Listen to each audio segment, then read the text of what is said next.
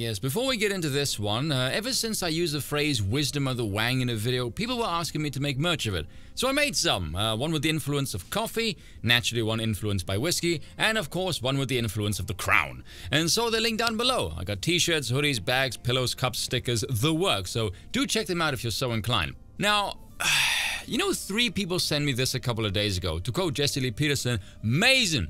First, Sydney Watson goes stupid, and then Lauren Southern, not to be outdone, goes insane. I have to point something out here. There is a quote, not sure by who, great minds discuss ideas, average minds discuss events, and small minds discuss people. Couple that with what Evelyn was saying on the Twitter, stop talking about women altogether, pretend they don't exist, it would be the best for all of us. I concur, however, and here's the sort of catch-22 in the situation when you're dealing with an audience. And you guys will know this, if you tell a group of people, don't do X, some will respect your judgment and authority and act accordingly. Others, however, will go, okay, why? And then you need to explain to the inquisitive types why.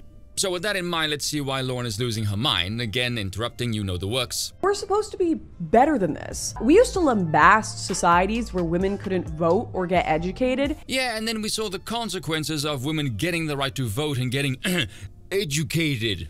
I think Orr McIntyre had a post on Twitter some months ago that said something along the lines of, education was supposed to elevate the intellectual averages of the masses, and now look at us. All it did was make people susceptible to the dumbest ideas. Now we're arguing utterly nonsensical bollocks, disconnected with reality. Bollocks like gender being on a frickin' spectrum. Rubbish overwhelmingly pushed by women, to the detriment of their own sex.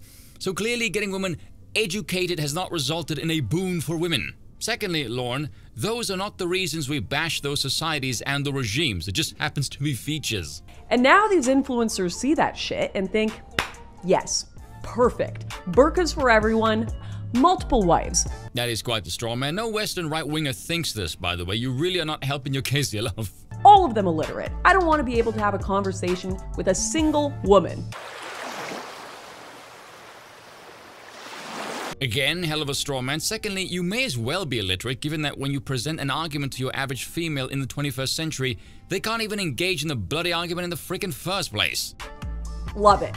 And the reason our society is better, I get the feeling this is not going to resonate at all. And why myself and so many others defended the West back in the day, is because everyone was educated, men and women.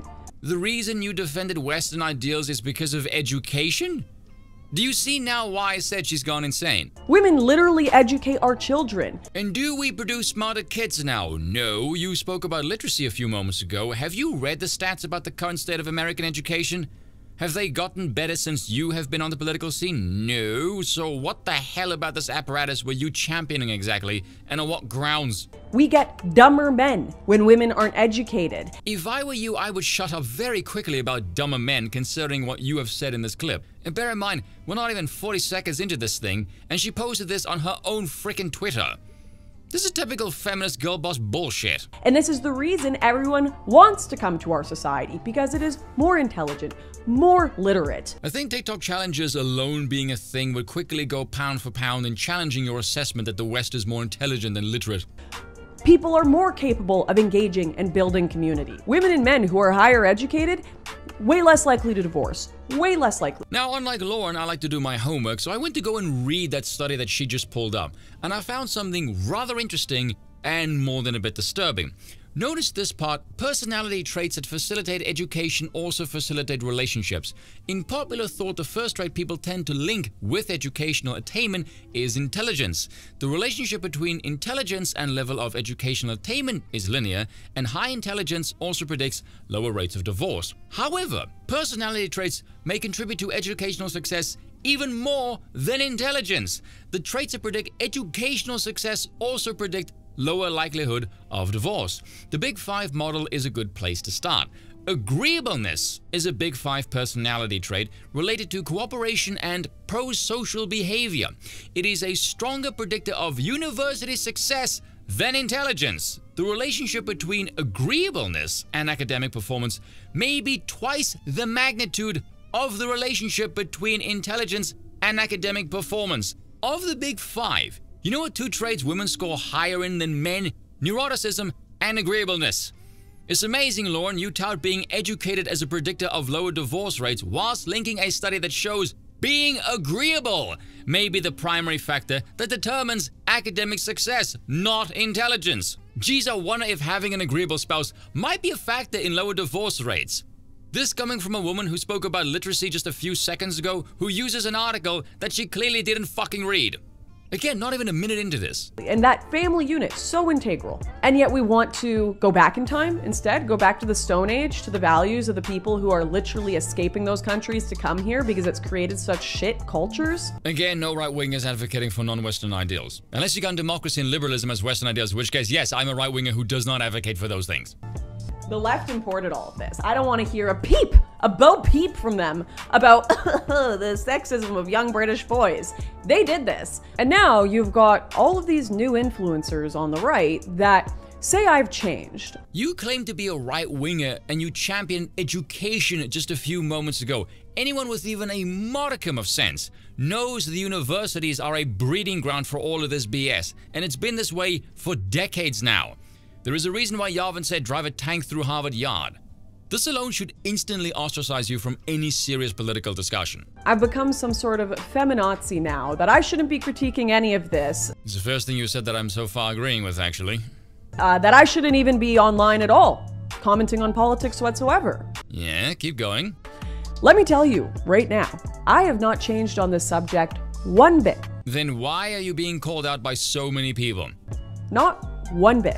But what has changed is there has been an influx of new demographics with intolerant ideologies who right-wing influencers are trying to appeal to. By the way, we are entering insane conspiracy territory, so buckle up.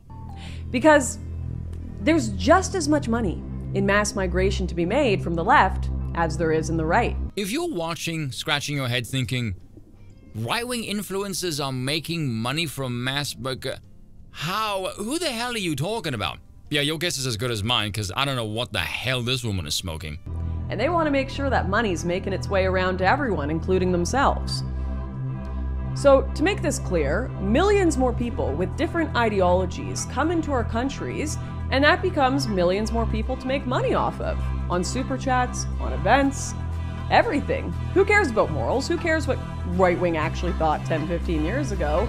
There is money to be made.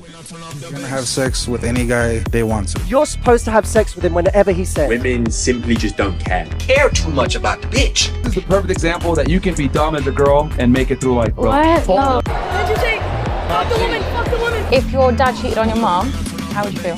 I'd applaud him. I'd be like, fuck yeah, you got your money up, man. I think if you're in a serious relationship with a girl, she should not have an Instagram. That's cheating. Men don't really need a woman. Can't divorce, and that's not a real thing. Even though it might be like physically abusive. You gotta endure. I recently decided that women shouldn't vote. Based, I wish you would play the rest of the clip where Pearl laid out a credible, fact-based argument about why women shouldn't vote, and those two clowns of containment over there conceded she's making good points, said nothing, and then just moved on. Oh, I might like family more than you, so much I have 5. I'm doing this for money. It's all about money to me. Anyone else like context for that last clip, because it sounds like a script read? And by the way, shout out to Revenant on the Twitter for this mini thread. In the full video, Southern shows Islam clips, then pivots to cat turd and fresh and fit slop. She knows the radical right hates Facebook boomers as well as Islam. She once pretended to agree with us. This duplicitous bait and switch is no different from the worst leftist propaganda. Lauren also used to do lots of MRA-style content. Even before women had any rights, as we think of today, abusive women was viewed as shameful. Ah yes, shameful, the word that no longer exists in a woman's vocabulary.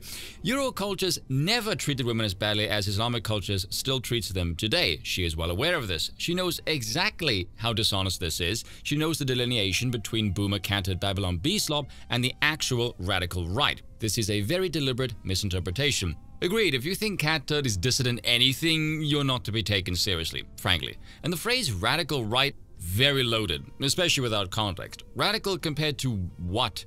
Opposed to mainstream leftism, which is legitimately insane? Give me a break, the radical right by today's standard is incredibly tame. Well, especially to me as well.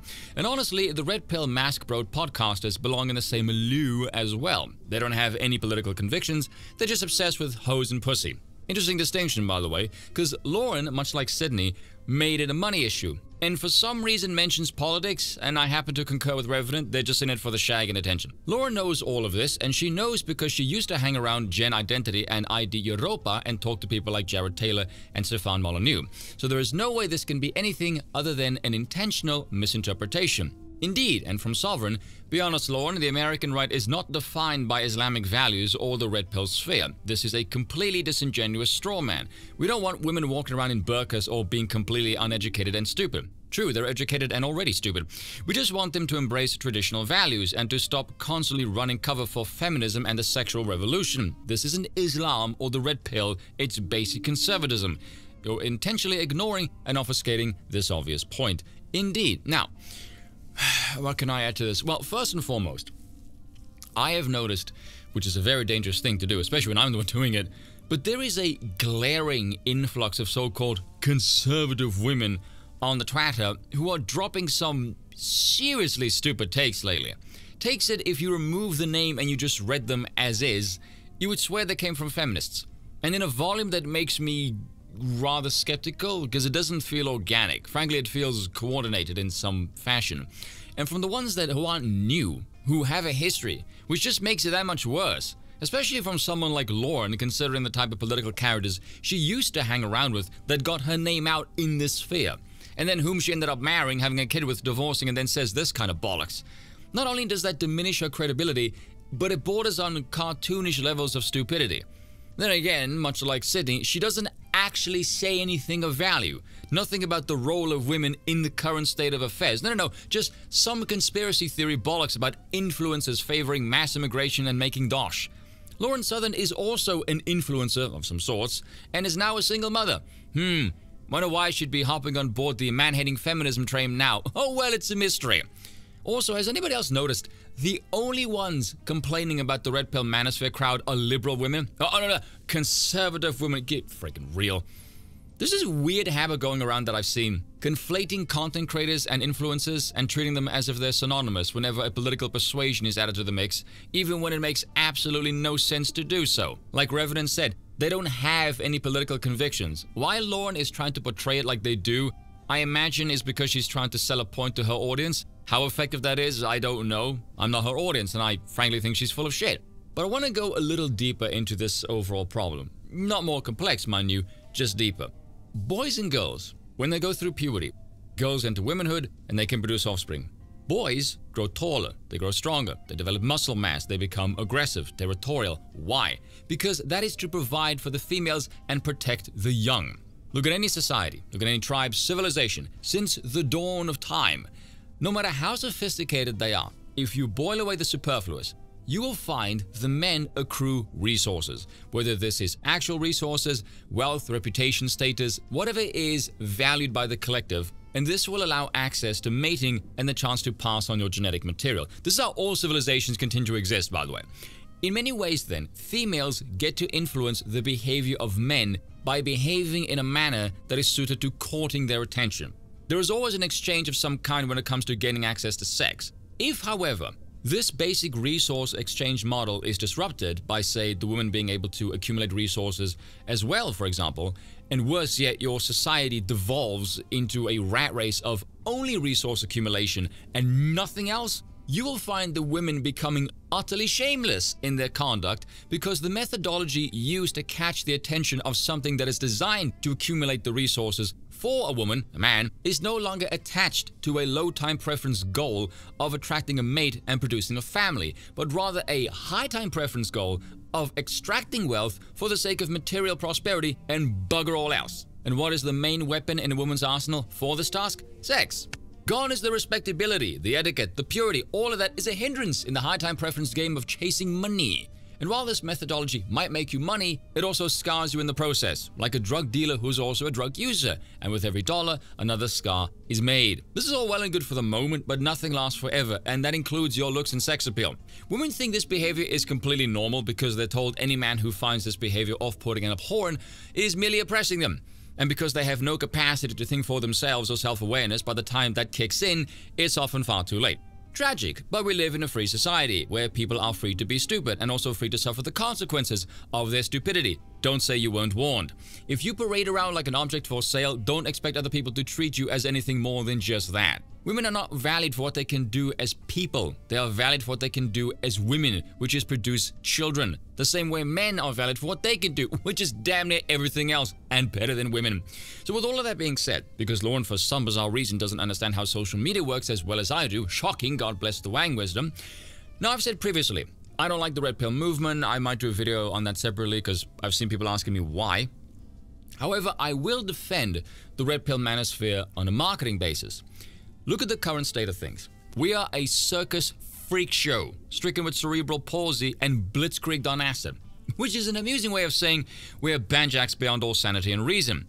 However, blokes still want to get laid. Lunacy doesn't suppress the desire for sex, as evidenced by the fact women still exist. There's a whole bunch of ways you can take that joke. But again, look at our world. Look at our hyper-materialistic world. Where do you find the largest quantity of women?